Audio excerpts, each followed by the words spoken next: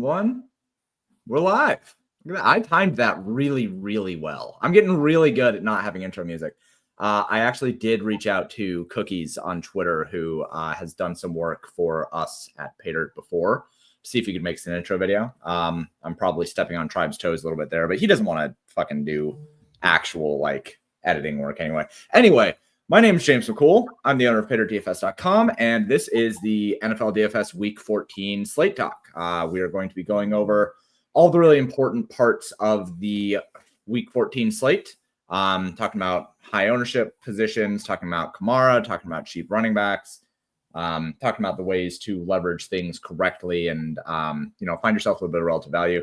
If you have not tuned into this podcast before, or video podcast, whatever you're watching on stream, this is not usually a pick player A or pick player B stream. This is much more a here's how to put together lineups and roster construction and stuff like that. So, hopefully you learned some cool things here. I am joined this week by Pablo, as usual, who is going to maintain his shitty internet for one more week. And then also Squirrel Patrol this week.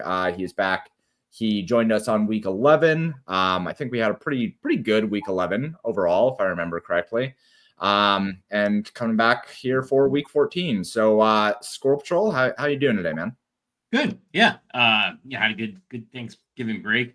But yeah, right back into it. I was just looking up because I know Alvin Kamara is going to be a topic of conversation. He's not new in week 11. He did not do well. So I think I was down on him in week 11, and we'll see what happens this week. All right. Yeah. Well, hopefully we're on the right side of that one. Pablo, how you doing today? I'm doing well. Apologies preemptively on my last ever stream with bad internet. I am moving after a very long house building process, and everyone will be able to enjoy me in my full HD glory starting next week. Hey, beautiful. Yeah, I mean HD Pablo is everything that we need in the world. I am doing relatively well. We got to host Thanksgiving, which was great. Cooked turkey, brined it for 3 days, did the whole 9 yards. Hosting went great. Fun fact, my mom had never met Margaret's parents before. We've been together for 10 years, and This was the first year that they met, and it went great. So I'm kind of on cloud 9 there.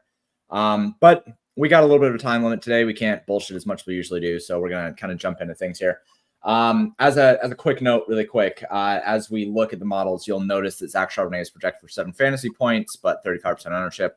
I have not ran for Kenneth Walker being out yet. The industry had assumed that he was out, but he was not confirmed out until about 30 seconds before John and Pablo jumped onto this show. So didn't have time to run that yet. But as we are thinking about him, he should be projected for somewhere between 12 and 14 fantasy points. So just make the assumption that he is Braylon Allen for the purposes of this show. And as we are talking about that, I think that kind of brings us up on the first major point for this slate is we kind of have these 5 guys, right? These 5 guys are going to absolutely determine everything about the slate. Zach Charbonnet, Alvin Kamara, Isaac Correndo, Saquon Barkley, and Braylon Allen. Those guys are going to be in, I would guess, 75% of total lineups that are entered into GPPs this week. Maybe a little bit lower if you assume that the field is really bad at this, which they are. So maybe 65 to 70% of all lineups that are in GPPs. I kind of floated the idea towards Squirrel Patrol off camera of, I don't know. I was asked in the Discord over at PayDirt, which is free to join. You should go join it. I was asked if I thought that Charbonnet or Correndo or Braylon Allen would be the highest owned, like which of those 3 would be higher owned. And I said that I didn't think that any of them would necessarily be the highest owned. I think they'll be owned, but I thought the thing that the field would do would be to ramp up Alvin Kamara ownership since he is now very accessible. So I'm interested in what you guys think here. I guess I'll toss it to Squirrel Patrol first. Yeah, so I don't know.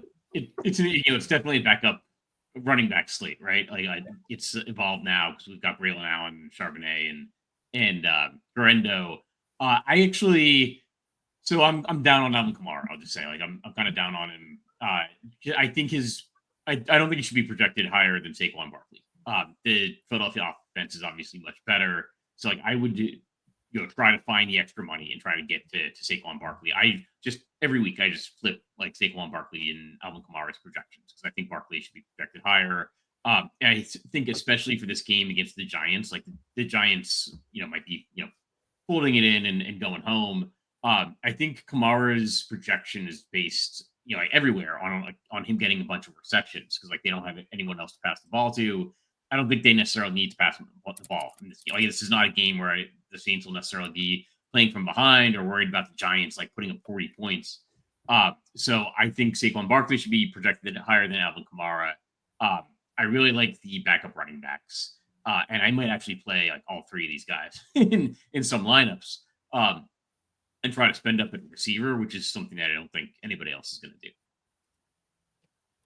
Yeah, I think that paying up at wide receiver, I really like the idea of paying down at both running backs here because I think that you can. And whenever you can have the opportunity to do that, I think you should. That being said, as much as being on the lower end of running back pricing, paying up at wide receiver, I also think that very few people will pay for Alvin Kamara and Saquon Barkley and pay down at wide receiver. So I actually think you have both of those extremes available to you. Pablo, how do you feel about this situation? Yeah, I feel fairly similar to what John thinks. I mean, I feel like we've had Alvin Kamara in this situation so many times this year, and usually he does fine. I feel like very infrequently does he fully bury you. And so my inclination is to be under the field on him. And I think there's a bigger debate around what to do on the cheap side. I don't have much of a debate about Saquon versus Alvin Kamara. I'm fully in agreement with Squirrel there. I think that Saquon in this spot, it's like kind of the nut matchup. He's unbelievable. I don't find it that difficult to get up to him. There's plenty of value either in your primary quarterback plus stacks partners or even just in other ways of getting value. So I personally love Saquon. The only thing I'll say about Saquon, I think there's two components to this question. One is, if you're going to pick, who do you pick? I strongly lean Saquon. I will say, I feel like every sharp is going to feel that way. And I would be extremely unsurprised to flip the cards over and find that Saquon's ownership in the sharper contest is higher than is projected. Because I think everybody is sort of being like, wait, if I can get up to Saquon, why am I not playing him instead of Kamara? So I just think we should be aware of that. Just don't assume he's going to be as low as we think he will be. And then I think the second component is, how do you feel about the cheap running backs? Because there's still a decision to be made there in terms of who you play amongst them, right? And we can talk about that. But I think they're in very different situations. I think Charbonnet versus Garendo versus Braylon Allen are each very different situations from one another. And I think they each are while they project similarly, I think there's different levels of confidence we can have in that projection based on where those teams are and based on the role we expect those players to have in that game environment. Mm-hmm. Yeah, when I look at those cheap running backs, and to your point, I do think that Saquon Barkley is probably going to be. I think Barkley and Kamara are both going to get an extra 5% ownership on top of what I have projected here. Like I think Kamara will probably be somewhere between 30 and 35%. I think Saquon Barkley will probably be between 25 and 30%. I do think that Barkley will come in lower than Kamara, but not by much. But to your point, I have Fantasy Life's DVP tool up here, which I built the logic for, and you can get over that. It's way too cheap to go subscribe over at Fantasy Life too. So the Panthers are a walking 100-yard boost for running backs. I mean, they are allowing two opponents 27.6 fantasy points per game, PPR points per game, a boost of 8.8 fantasy points above average to opposing running backs, 127 yards, 54 yards above average to opposing running backs. Like it is the absolute nuts matchup. Now, the only question that you have to ask yourself here, I think, is which running back is going to get that boost? Because there are technically three running backs on Philadelphia. There is Saquon Barkley, and then there's Kenneth Gainwell, and then there's Jalen Hurts. And it is worth saying that this boost, like, there's a reason why these boosts to half PPR and standard are higher than the rest of the league. It's because of the touchdowns. It's because they allow a lot of rushing touchdowns to opposing running backs. So Saquon Barkley does like all of his damage from outside of the red zone. Once they get into the red zone, it is kind of a toss up a little bit between him and Jalen Hurts. And what I said last week when we were talking about the Bucky Irving situation with Scott Barrett was that I wasn't sold on Bucky Irving, mostly because I thought that the running backs for Tampa Bay were going to score 35 fantasy points. I had no question in that. Like, running backs just score a shit ton of points against Carolina. My issue is I don't know where it's going to be distributed. And I kind of feel the same way about Barkley. Like, there's a way here that we love Barkley and that he's a terrific play. And then Jalen Hurts has 2 rushing touchdowns and throws for 2 touchdowns to AJ Brown, who's an absolute fucking monster and is going to be like 6% owned or something, because people aren't going to want to stack Philadelphia against Carolina, who has been a sieve in every conceivable manner. So I do think that there is something to be said about the Philadelphia stacks. And when we look at wide receivers overall, like, I have AJ Brown as the highest overall median, and he's projected for 7% ownership. So I think that there is a worthwhile question of asking from a 1v1 perspective and considering ownership. Would you rather have Saquon Barkley at 25 to 30%, or would you rather have AJ Brown at 5 to 10%? Yeah, and I think I don't want to get too off the beaten path, but I do think a lot of this comes down to what do you prioritize in your lineup this week? Do you prioritize a cheap stack with a pay down quarterback that allows you to get up to the AJ Brown or Saquon, or do you pay up at quarterback with an expensive pairing partner? And you can still play some of the pay up players, but you're going to be a little more balanced than if you go cheap at quarterback. I'm not saying that they're inextricably sort of linked, but to some degree, kind of what we're deciding on what you do at running back or receiver is strongly dictated by what you decide to do with your quarterback receiver pairings this week, because there's a big difference in using Sam Darnold with Jeff than there is in using a Will Levis with Akine Westbrook or Calvin Ridley. I mean, and I think the cheaper quarterback route, and by the way, you can even still go the cheaper quarterback route and pivot. Well, we can talk about that, but there's other cheap quarterback pairings that'll be a lot less owned than Will Levis, that project similarly if you still want that roster construct without a chalky Levis stack. And I'm not trying to distract ourselves from the AJ Brown Saquon discussion, but I just think it's important to keep in mind that I think all of us are going to be debating, are you paying down a quarterback, or are you using a more expensive pairing with your receiver quarterback? Mm-hmm. How about you? Yeah, I think the floor for AJ Brown is so low. You've got Devontae Smith back. And I have a whole narrative thing that I think Saquon's, starting to get some MVP talk, and the perception with the Eagles is he's been very selfless. He's not like going out there complaining about not getting touchdowns when they do the push into the end zone. So like maybe, and this is a game that Philadelphia should absolutely dominate the Panthers.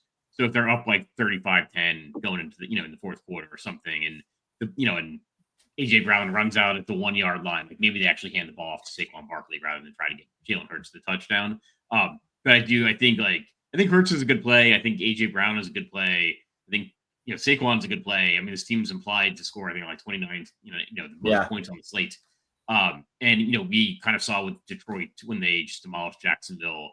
Like sometimes we look at these blowouts, like, I don't want to play like the guys from this team because they're expensive and they might not play the fourth quarter kind of thing. And so, they could put up 40 something points.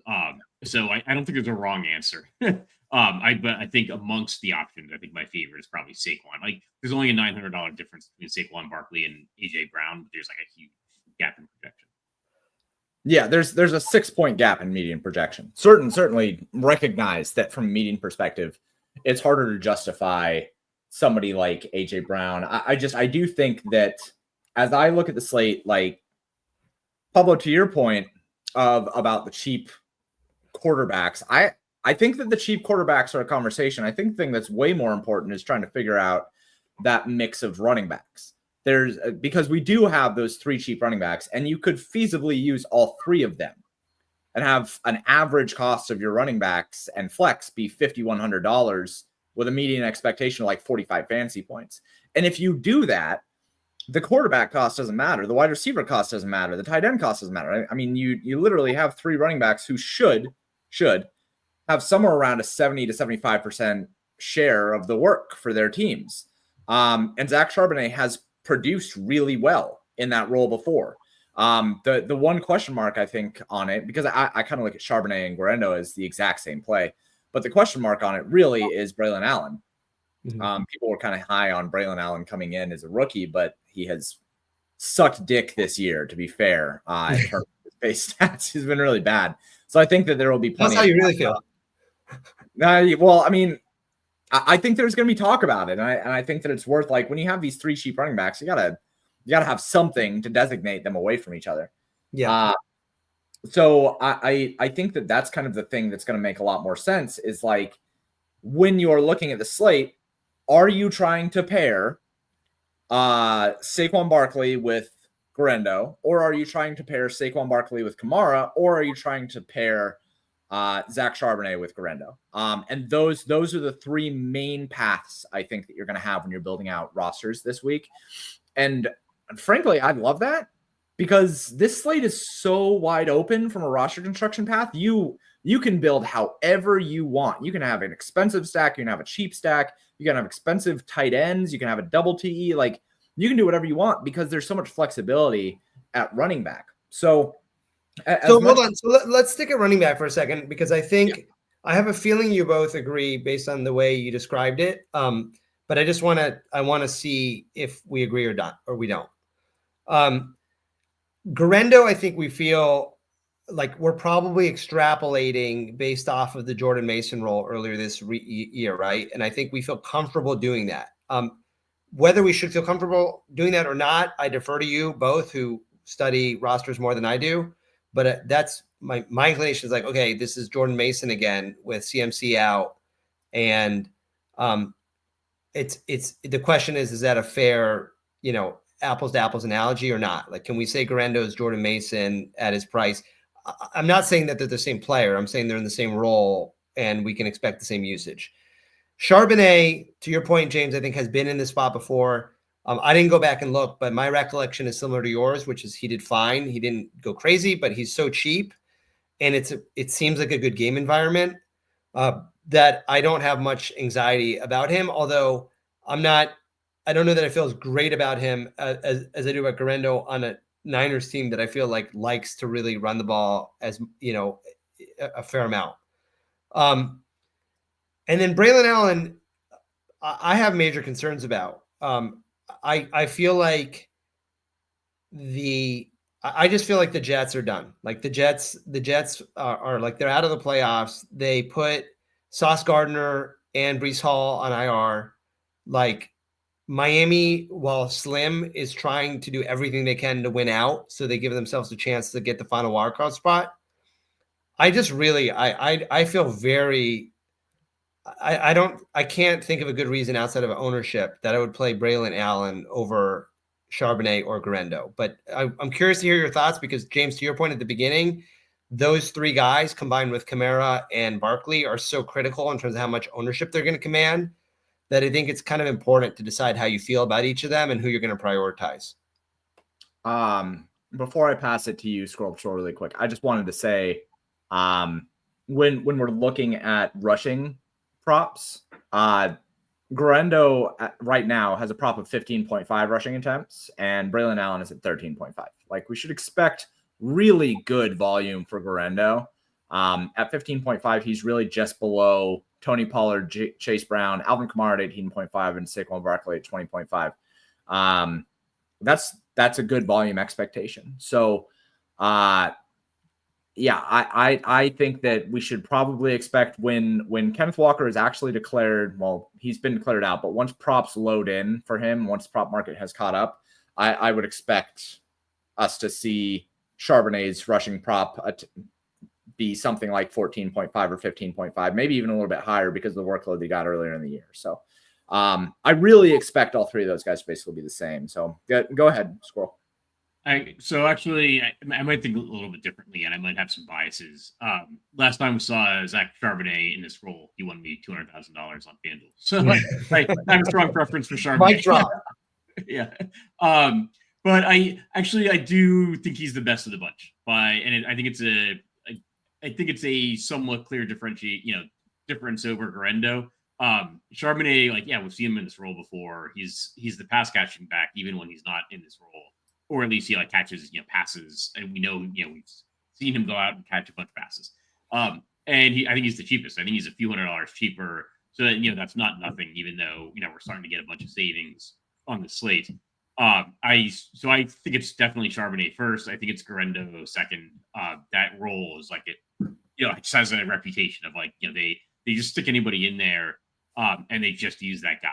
So there's something to be said for that. I think he was a converted receiver in college. So he should catch. He should at least have the ability to catch passes. But do they trust him in pass protection? We don't know. I will say I think Trent Williams is out. Is that that could make a big difference? The 49ers offense, I feel like every time Trent Williams is out, just flutter. Just can't get anything moving. So that's something to consider. And then Pablo, I think you might be biased because they're playing the Dolphins this week. Very possible. Yeah, but I hate the Jets too. I think they've been garbage all year. So and there's nothing putting Braylon Allen instead of Breece Hall in is not going to change that. So I think that's my clear pecking order. Yeah, to be clear, Zach Charbonnet, when he had this role in weeks 2 and 3, 90% of the snaps, 78% of the rushing attempts, 12% of the targets, 14% targets per route run, 95% of the long down and distance, 92% of the short down and distance, and 21.8 PPR points per game. That's a fucking good role. I mean, that is arguably Chase Brown for 4,800. And we had the Chase Brown conversation last week, and his role is terrific. So I think that pecking order is right. I think that the other thing that we need to talk about when we talk about San Francisco, and this is actually a pretty good leeway on the Trent Williams point. We'll break kind of into wide receivers here a little bit. Juwan Jennings is projected to also be one of the highest owned players on the slate. At 5,200, he's projecting for 26% ownership right now in regular fields, 39% in small field. Really considerable ownership. Him and Jacoby Myers are basically the same play, I would think. But there is something to be said about Juwan Jennings. So San Francisco, something that Brock Purdy had said in an interview when they didn't have Christian McCaffrey is that he felt not having Christian McCaffrey available had made it so he had to push down the field more. And I went and I looked at the data, and Juwan Jennings, when Christian McCaffrey does play, has an ADOT of around 7 to 8 yards, like 7.5 yards. When Christian McCaffrey does not play, Juwan Jennings has an ADOT of 12 to 14, and he maintains that target share. So we're talking about a guy who has a 26 to 30% target share and an ADOT of 12 to 14. That's Devontae Smith. Like that's a good deep threat wide receiver. And at 5,200 against Chicago, now Chicago I don't think is the worst team in the world, but we did see them just get brutalized by Detroit, and Detroit was able to move the ball at will. I find it hard to get away from Juwan Jennings if I do not have Isaac Garendo. And I think that there's also instances where you can do Garendo plus Juwan Jennings. Now, I don't think that I would include Garendo in a stack, but I guess what I'm trying to get at here is we have these three running backs of Braylon Allen, Zach Charbonnet, and Isaac Garendo. And if you don't have Garendo, I don't know how you don't just lock in Juwan Jennings as a pivot off that. It's basically the same price. How do you guys feel about Juwan Jennings? Squirrel, do you want to go first on that? Sure. I think he definitely stands out, with Jacoby Myers as like kind of mispriced or definitely a good value point per dollar. I prefer my running backs point per dollar over my wide receivers just because like the floor for like all wide receivers can be for most wide receivers, can be pretty low. Chicago doesn't have a terrible defense. I think actually have a pretty good defense. So it's not like a matchup I definitely want to target. I don't know. The Trent Williams thing does like kind of stick in my head. Like what if Brock Purdy is just not that good if they don't have Trent Williams there, protecting him. And then, and so then like what if like San Francisco just overall disappoints as a defense. Like I don't think you necessarily need to have like Garendo or Jennings. I think you can also just play for for the possibility that San Francisco just disappoints on offense. Yeah. But I don't know. I think they're favored at home. So I don't think it's necessarily like a big stand I'm taking that San Francisco's going to flounder. But I don't know. Jennings is really good for the price. I probably prefer Jacoby Myers, but it's pretty close. Yeah. Pablo, how do you feel about San Francisco and Juwan Jennings? I feel fairly similarly. I mean, I think just the usage on the cheap running backs is feels a lot more stout. Like it feels a lot less fragile. Like I think we've seen a lot of slates where wide receiver variance is where we kind of separate ourselves from the field. Like we've all been saying that like all year we've been sort of saying like at running back, like just maybe don't get that crazy because just don't mess it up kind of. And then wide receiver is kind of where you get your leverage in tight end. I have a hard time separating my wide receivers this week from my stacking quarterback.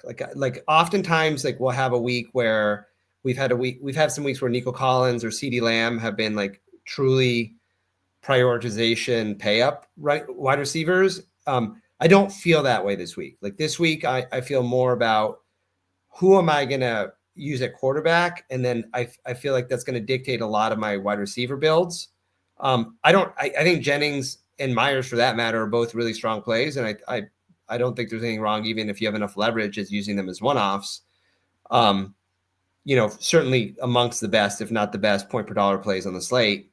But I also feel very comfortable sort of letting my quarterback decision drive my wide receiver decisions rather than the other way around. Yeah, to that point, when you're on the contest ends right now and you take a look at quarterback exposures, Sam Darnold and Will Levis are very popular in the contest sims here. Will Levis ends up in 30% of winning lineups, Darnold in 32% of winning lineups. Pretty heavy exposure rates there for two quarterbacks. I'm really interested by the Sam Darnold thing because he's going to be like nothing owned. And I thought that we were going to see more Brock Purdy based on the way that the models shook out, but nope. It's Sam Darnold over him. So Will Levis, I think, is the one that you're kind of alluding to when you're saying cheap quarterbacks. And I think there are a lot of people on him. His projected ownership is around 11%. I think he probably comes in that range, 10 to 15%. And then in the contest sims, he is paired a lot with Calvin Ridley at 5,700, who at 14% projected ownership does actually make sense as a pivot away from Juwan Jennings at 5,200, since they are close enough there in price. But I think that what a lot of people are going to do here is go Will Levis, Calvin Ridley with Juwan Jennings, and then, maybe one other mid-price wide receiver, go with a cheap running back and an expensive running back, and then, whatever the fuck at tight end. I think there's going to be a lot of mid-range wide receivers. And I just keep getting back to this point that when we go and we look at the range of outcomes for wide receivers, we get no ownership on AJ Brown. We get very little ownership on Cooper Kupp. Like if we sort this by expensive wide receivers, 15% on Justin Jefferson. I think it's going to be a little bit lower than that. Tyreek Hill at 5%. This is the week that he fucking blows up, by the way. This is absolutely the week that, like, since everybody is off of him, he's going to nuke the Jets. Cooper Kupp at 7, Malik Neighbors at 1, George Pickens at 6. George Pickens has been terrific. for like 6 weeks straight. He's been really, really good. Devontae Adams at 4, Garrett Wilson at 1. Like, we have all these guys who are really, really low owned in these upper ranges, these alpha wide receivers. And to your point, Pablo, the way to win at DFS this year has be different at wide receiver. So I keep going back to the idea of, okay, I certainly understand why Alvin Kamara and Saquon Barkley are projected to be 30% owned, and I think they will both be 30% owned. But like, man, I really like AJ Brown, and I really like Justin Jefferson, and I even want some Tyreek Hill. Like, we talked a lot about the Miami offense being super condensed, and it still is. And against the Jets, the Jets got absolutely shredded by Anthony fucking Richardson. We don't think that Tua can do that with Tyreek Hill and Jonnu Smith. So I really like paying up at wide receiver this week. And I just think when we have cheap running backs, that should just be the way that you build. Yeah, actually, I Justin Jefferson might be my favorite play on the slate. Because, like, why are we seeing so much Sam Darnold ownership? And not, nobody wants to play Justin Jefferson. He hasn't scored a touchdown in a while, but that's there's just touchdown variance. I think he hit 99 yards last game. Like, if it's one more reception for 100, right? It's like 4 more points. He's putting up over 20 points. He's 7,800. Like, we were paying 8,800 last month. Yeah. So I don't know. I think Atlanta gives up the 5th most receptions per game. Like, it's a defense you beat by passing. Minnesota, on the other side, has a really good defense, but I think they give up the 2nd most receptions per game. So yeah, these teams give up the 2nd and 5th most receptions per game. Like, it's not necessarily going to be a blowout. Minnesota's defense is good, but it could be. I don't know, or not necessarily going to be like a shootout. Yeah, but it could be. So yeah, I want to have Justin Jefferson. Like, it seems like people are just like kind of forgotten about him. The team's doing well. He's still out there performing. He just hasn't put up the monster game yet. But it could be this week, and then like he's going to be like less than 20% owned. And now we've got all these savings. So yeah, I like spending up for Justin Jefferson. I think if you're not playing Saquon Barkley, you can make an argument for AJ Brown. I think with all of this, like, I want to play multiple cheap running backs and pay up at wide receiver. Like, you can play 2 cheap running backs, Saquon Barkley or Alvin Kamara, and Justin Jefferson. Like, what? I don't know. Yeah, I'm going to probably do something like that. Yeah, one of the things before you take over, I wanted to say that game environment, the Vikings give up the largest fantasy boost above average to wide receivers. The Falcons give up the 5th largest fantasy boost to wide receivers. Pablo, how much do you love taking Kirk Cousins in this spot? I don't know that we need him. Like, I prefer just to take Darnold. Like Squirrel said, like, I love J-Jeff. And if Darnold, I think Darnold will be like one of the top 3 owned quarterbacks, but that'll be because the slate is so wide open, that'll be like 10 to 15%. So that doesn't make me feel that worried, especially for smaller field. Like, oh my God, I'm going to have a 10% Darnold with J-Jeff, right? What I'm asking myself as I'm thinking through builds is, it's kind of like this median versus ceiling debate, right? Like Levis stacks obviously afford you a tremendous amount of money, especially if you use 1 or 2 of the cheap running backs. You can basically just do whatever the hell you want after that. I mean, but what I always have to remind myself on these types of slates is we're looking for ceiling. Like, we're looking for ceiling.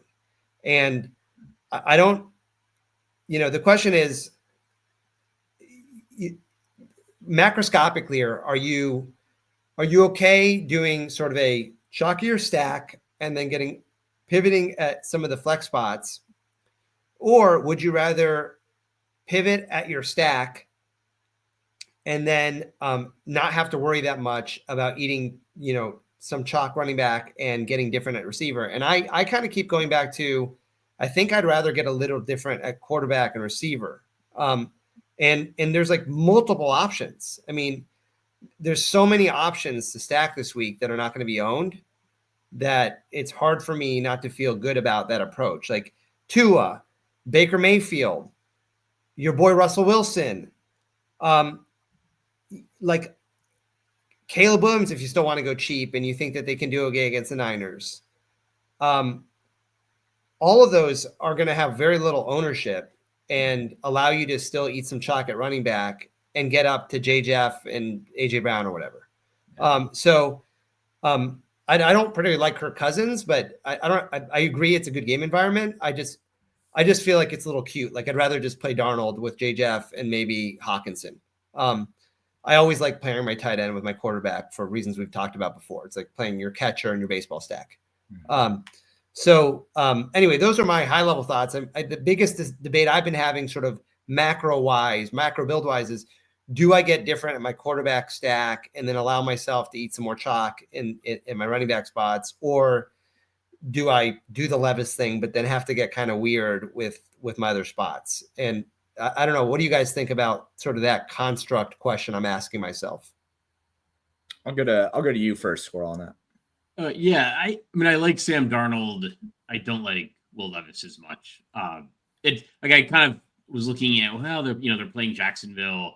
Will Levis could be like a sneaky, cheap play. And he's not gonna be sneaky. And the game's got a 40-point total. They could just run Tony Pollard. I think Sam Darnold's much safer, like a 6-point favorite at home in a game with a 45.5-point total. Against a defense that's like better against the run than the pass. Like I'd much rather go to Sam Darnold. I just would add Justin Jefferson to that like Sam Darnold stack.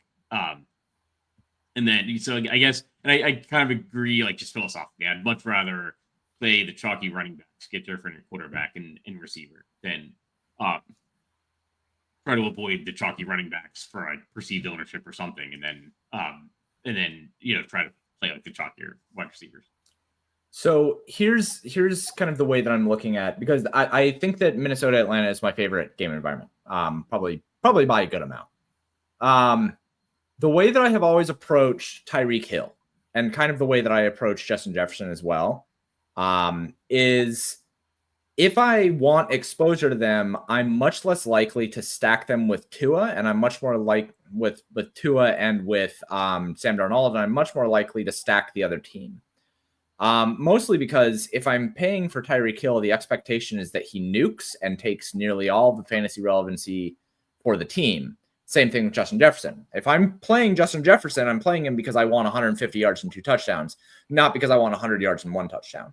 So in that light, if I stack them with the quarterback, like I'm not wanting the quarterback plus Waddle or Addison. And I recognize that like Waddle and Addison can still get there and Tyreek Hill can get there. But in the games where Tyreek Hill or Justin Jefferson goes absolutely crazy, typically it's not with another person on their team that also goes nuts. Usually we don't see them in part of a full game stack do super duper well, and they pull the game stack across the line by themselves. So usually what I do is I stack the other side. That's kind of what I was asking about Kirk Cousins. And I think that this game environment is kind of the perfect spot to do that. Like, one, Sam Darnold's going to be the most popular quarterback on the slate. He's going to be 15 to 20% owned. So I'm not a super big fan of taking the highest owned quarterback, especially with the range of outcomes for quarterbacks being so skinny. Two, I think that a lot of the reason why people want to use Sam Darnold is because they think this game environment is really good and they can pair him with Justin Jefferson. And three, I think that nobody is really putting as much emphasis on the Atlanta side of things. Like, we're going to see ownership, but not significant ownership on those pieces. Actually, maybe we're not. Like, so Drake London at 17% owned, but he's not even the one I'm super interested in. I'm interested in Darnell Mooney, who is way down here at 4% owned.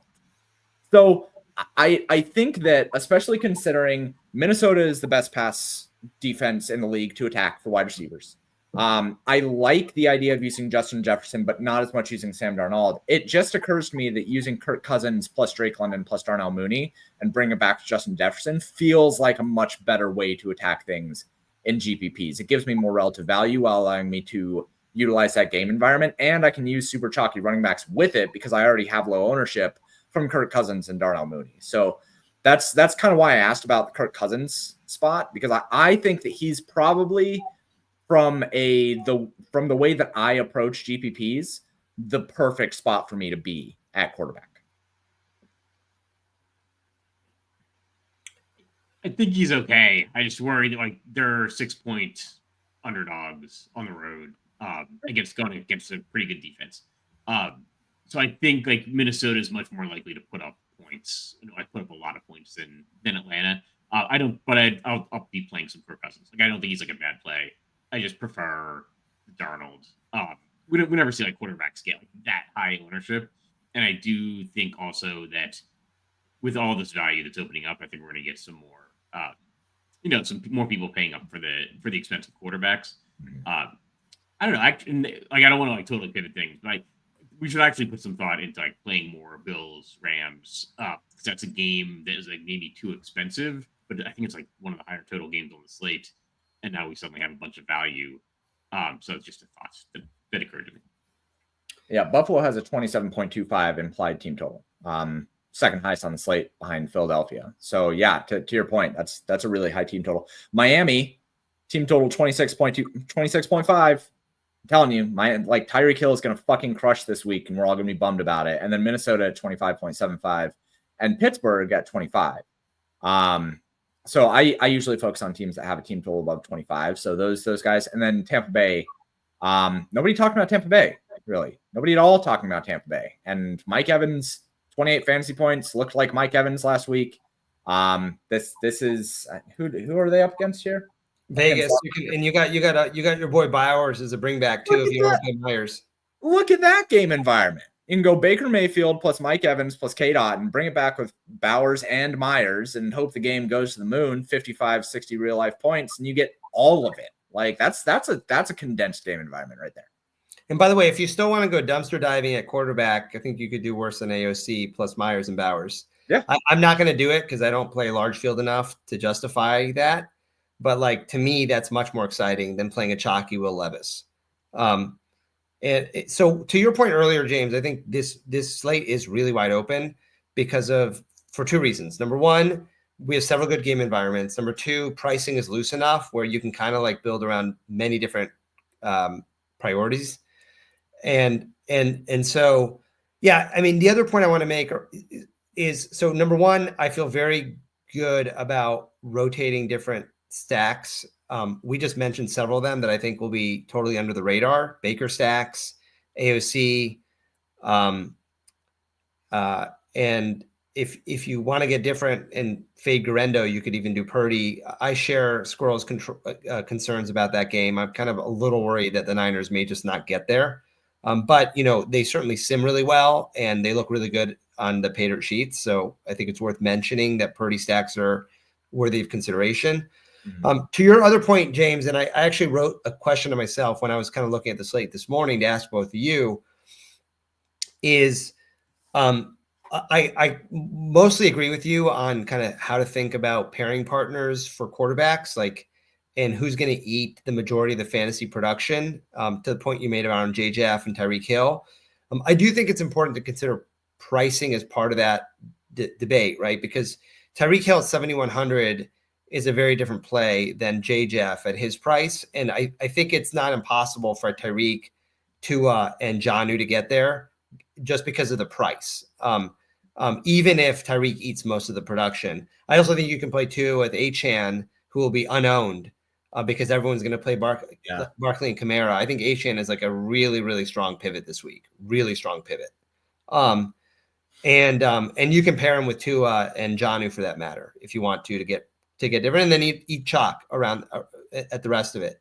But yeah, I kind of like the ability this week to play, quarterbacks who won't be as owned, in really nice game environments like Baker. John, I mean, that's a really great point on the Rams Bills game. Like that game is going to be. We've had a few games like this where we had the Ravens Eagles game was like this, I think last week or the week before, where everybody was priced at a price point that was kind of uncomfortable to build outside of one-offs. And sometimes especially in a week like this where we have so much value, if you focus on like the unowned higher total game and stack it up a little bit, you're going to get a lot of leverage. Mm-hmm. Yeah, actually, I think there was like another Ravens game, like Ravens Bengals, like early in the season. It was like that. Whereas like it was too expensive. Like Jamar Chase, like looked like a good play. It was just, you don't want to pay up for him. Derrick Henry's expensive. Lamar Jackson, and then like Jamar Chase just went berserk. I think he had over 50 points. Yeah. So yeah, and it was like one of these weeks where like, oh, we just didn't have the value, but it didn't matter. It's like pick anybody and put him in with Jamar Chase and his 50 fantasy points. So I don't know if this game has that kind of environment, but I mean, it's still a pretty good game environment at pretty low ownership. One of the great things about this week, by the way, and we've lamented this like the last 3 weeks, and I'm really happy about that this week that we don't have to do it.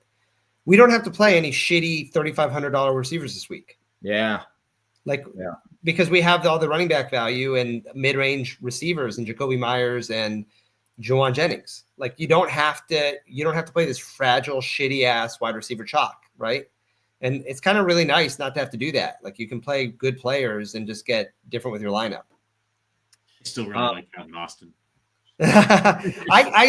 Dude, you don't need to convince me on Russell Wilson. I was like, the first thing I did this morning when I kind of went through initial analysis, I went on pay dirt and I was like, man, I really kind of hope Russell Wilson projects well because James has always been a Russell Wilson, Jesus Christ, can't say that. Russell Wilson truther.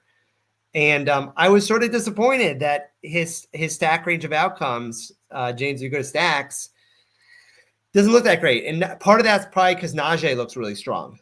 He's kind of far down there, but I just think to your point, James, like, dude, Pickens has just been balling. So like if you can play Russ with Pickens and either Austin or Freiermuth, that's going to be like very low in stacks, but I was a little disappointed that it doesn't look to project that well. Yeah, I mean, Pickens across the course of the year averaging 13, but since week 7, Pickens has been great, averaging 16 fantasy points per game, good utilization score, solid TPRR and targets per route run, stuff like that. He's been really, really good. I wanted to point out one more thing really quick before we do final thoughts here, but I did the overall range of outcomes for tight ends, wide receivers. I just wanted to plug what I consider to be my entire identity this year. The expensive tight ends are still $1,000 too cheap, at the very least, if not $1,500 too cheap. Brock Bowers is the wide receiver 3 in median projection. Trey McBride is the wide receiver 4 in median projection. He is $6,100. He is $500 more than Jacoby Myers, who is going to be really, really popular, and projects for 1.15 points better. So I say again, I think that tight end in the flex, if you are playing Bowers or McBride, is a terrific idea. They are wide receivers. They should be considered wide receivers. They are too cheap if you consider them as wide receivers, especially because both of those guys, if you like the Tampa Bay spot, you can play Brock Bowers in the flex with K. Dotton. And if you like using Zach Charbonnet, then you can use Trey McBride as a game stack correlation piece at 6,100 in the flex. And it's totally fine. So I just wanted to do that as well. Just point that out. Tight ends have been something that have been, a really, really interesting piece this year. And I just think people are playing kind of them wrong. And last point on tight ends before we go to closing thoughts. Jonnu Smith is probably $1,500 to $2,000 too cheap still. $5,300, he projects for 7% ownership. I know I've been talking about Miami a lot, but I think the Jets just are fucking atrocious, and they are just tanking their season at this point. So this is a get right spot for Miami, I think. And Jonnu and Tyreek Hill and Achane, who, to your point, Pablo, is going to be like 7% owned at 8,200. Like nobody's going to play him over Kamara. So I think that Miami has a bunch of pieces that you should consider. And that's all that I'm going to give on those thoughts. So let's move to some closing thoughts here. Pablo, do you want to go first on closing thoughts here? Sure. Yeah. I mean, this might sound like an obvious point, but I still don't think it's made enough. Which is I somewhat routinely have to remind myself of the game we're playing, right? And the game we are playing is not to predict the future. The game we are playing is try to beat the field. And so when you're making your decisions, I think even really good players fall into this trap of saying, what is my best median where I don't compromise ceiling, instead of saying, what is the best median and or ceiling where I pass the majority of the field. And so when I'm building this week on a week where we have so much flexibility in roster construction, and where I feel that you can change the common build, whether that's building around a cheap Levis stack or whether that's building around the running backs that everybody's using. I'm going to purposely keep in mind ceiling and leverage, because it's really easy to forget that your goal is not to just score the most points. It's to score the most points in a way that separates you from the field. And I just want to hammer that home because I don't hear it enough as part of DFS analysis. Squirrel Patrol, closing thoughts. Yeah, I think I'm going to lean in to the mispriced running backs. And, in terms of multi-entry, I think it's a thing. I'm just going to be over the field, kind of, virtually locking in some of the cheap running backs and just alternating stacks. And just hope to hit a good game environment. I think that these backup running backs, although they can hit really high ownership, sometimes they're not owned enough. And now we have multiple of them. So I'll probably rotate through them. And just in terms of game environment, I think I like Minnesota, Atlanta the best. I want to be over the field with Justin Jefferson. And yeah, I think that's pretty much it. Yeah, I am gonna combine those two things together. I think that both the cheap running backs are going to be underowned, and I also think that the stacks that belong to the teams here are also going to be underowned.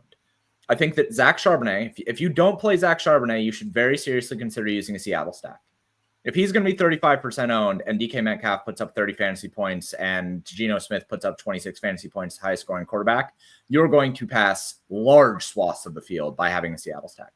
Same thing with Isaac Orendo. If Isaac Orendo is going to be 25% owned and, you have Purdy plus Juwan Jennings plus George Kittle, if San Francisco puts up 35 real life points through the passing game and that game is competitive, you're going to pass a considerable amount of the field by not having Orendo. So, on the thoughts of utilizing cheap running backs while also trying to pass the field, I think you should always kind of be looking for ways to say, how can I pass the field by playing optimally? Because with that Zach Charbonnet situation, right? If you fade Zach Charbonnet and play Seattle stack, you can literally optimize on ownership for the rest and be fine. And just enter that in whatever contest you want.